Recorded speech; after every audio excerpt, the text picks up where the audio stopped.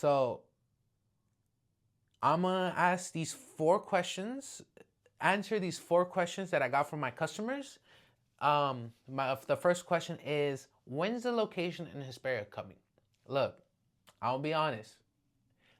We have a lot of people that ask us about a location in high desert. We get a lot of people that used to be our customers because they moved out. That's why they're not our customers. That tell us, oh, you need to open a location near us because there's no good pizza. I get that from Redlands. I get that from Hesperia, the high desert. I get people from Ukaipo, Beaumont. I get people from Fontana, Rancho.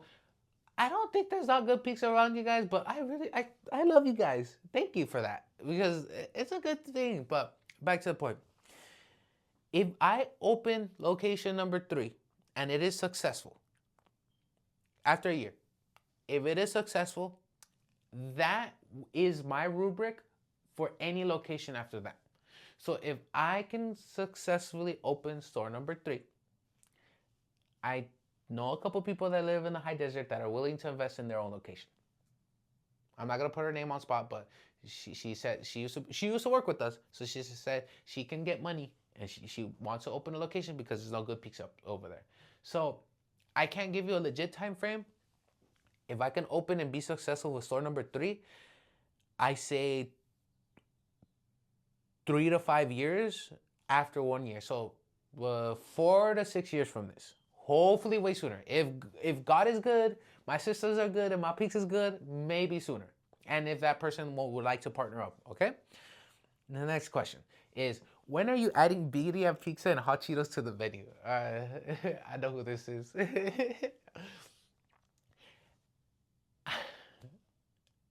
Although birria is probably something good because everybody sells quesabirrias and birria tacos and all this stuff, right?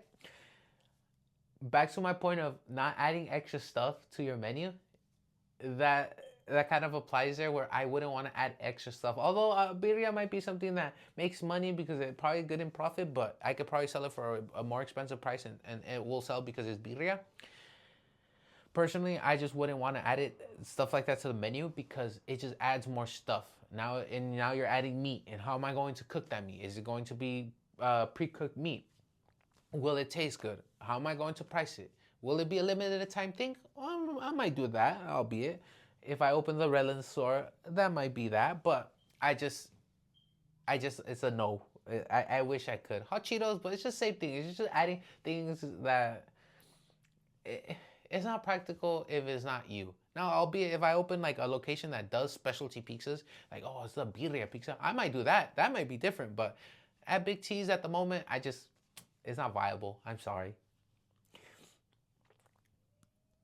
Can I have a free pizza?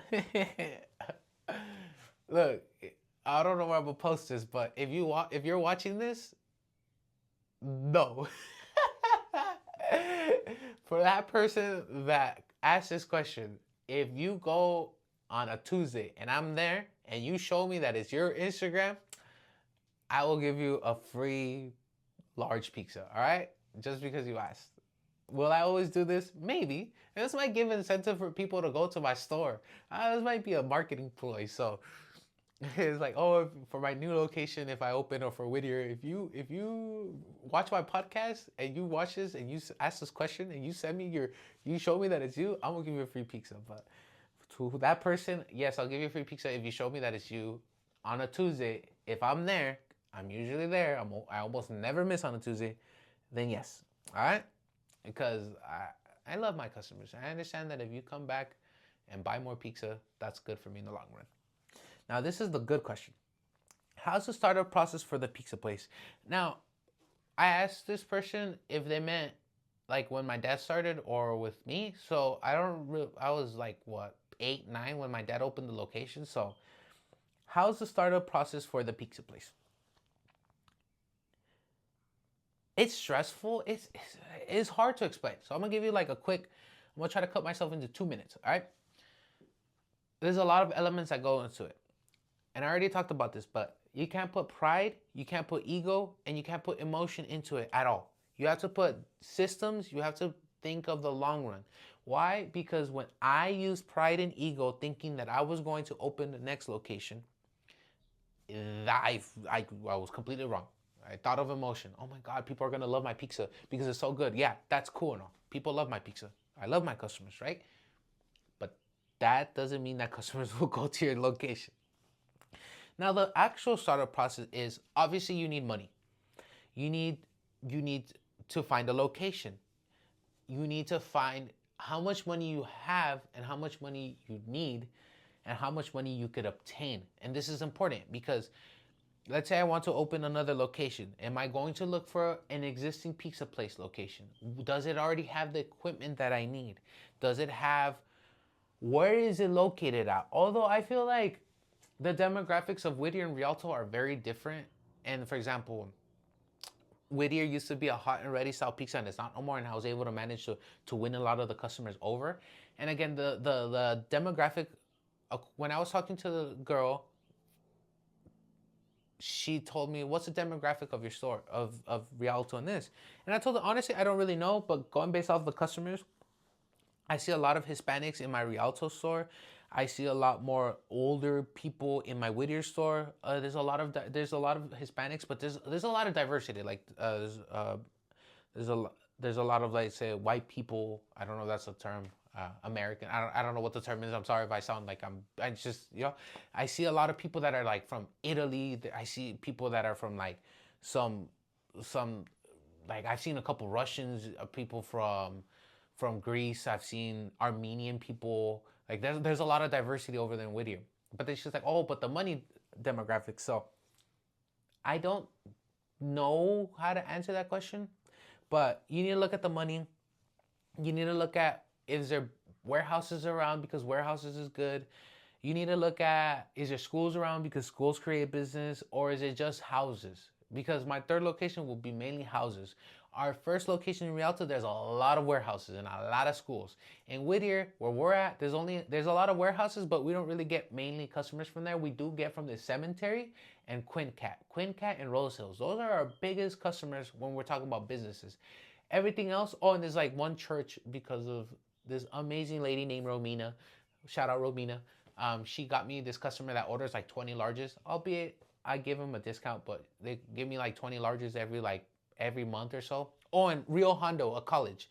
So you do need to look at that, but you need to see how much money that you have, how much money can you get, and what's in the location. Because if I really hope God helps me with this, if I get the yes to open the third location, I only need about 100 grand to open that location because it already has a lot of the stuff in place.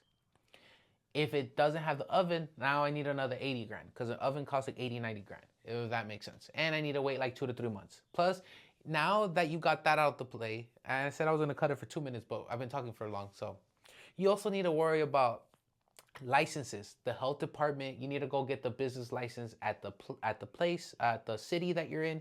Obviously, that costs money and it also takes time. The business license is instantaneously. The health department, that one takes time because they have to send somebody to go check out the place to see if it's good, if it doesn't need extra changes. So you need to worry about the licenses. You also need to worry about, and I already lost my train of thought, was, so you need the money, the licenses, the equipment, like the people, like who's going to run that store. That's so important too. But that one's, I guess, after the fact that you see if you have the money, the security deposit. It's like you're renting a place. Are you buying the place? Are you leasing the place? It's way better to lease the place. And I'm sorry for keeping this long, but I'm trying to do it as short as possible. So yeah, once you get the permits, once you get the things and they give you the go, you also got to do the marketing, because if you don't do any marketing, it's going to be a very tough time. And even if you do marketing, uh, it's going to be tough. So that being said, I think that's all you fully need. You need to prepare yourself too. Are you ready for this step?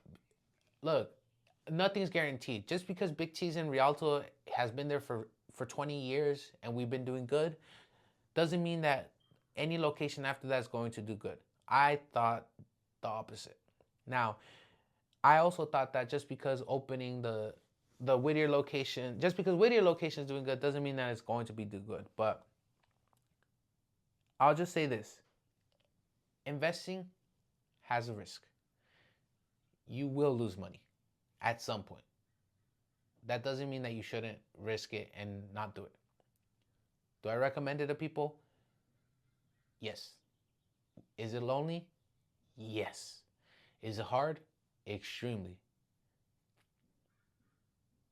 But you will learn a lot and you will become a better person. And if you fail, you learn from those mistakes, you get up, and you try again. So that's it for this episode. I don't know how long it is. I hope I kept it short. But I'm Jose, your owner operator at Big Cheese Pizza, and this is Clocked In. Today's Clocked In by myself because my co-host couldn't make it, which is totally fine. But yeah, like, share, subscribe. If you like this, I'm going to keep doing these podcast episodes in hopes that people will learn something from this, okay? Bye.